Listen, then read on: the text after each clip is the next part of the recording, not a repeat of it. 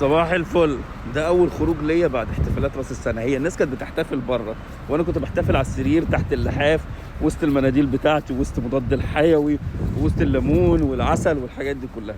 فطبعا بقى ايه اواخر البرد الحاجات دي كلها، فالشكل ده هيبقى الزي الرسمي لحد ما نعدي كام يوم. والله حاسس ان انا مش قادر اتكلم اصلا. فحابب اقول لكم ان هي شكلها سنه سعيده جميله يا رب، ولا يمكن كل حاجه في بدايتها بتكون كده بتبقى حلوه بعدين. ما علينا اللي يحط في باله بعد كده تركيا او اسطنبول حاليا، لا الجو ساقعه، مش ساقعه عاديه، لا ساقعه غريبه. هتلاقي شويه شمس بس الشمس دي كدابه جدا جدا، ما حدش يامن لها ابدا.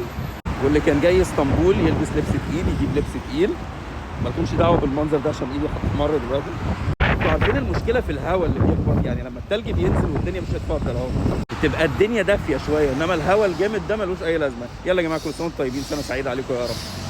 صحيح انا حابب ان اعرف الناس اللي بتتابعني درجه الحراره عندكم كام دلوقتي، او الجو عندكم عامل ازاي دلوقتي. واللي في اسطنبول يقولوا، علشان اسطنبول اماكن متفرقه على فكره او مختلفه يعني.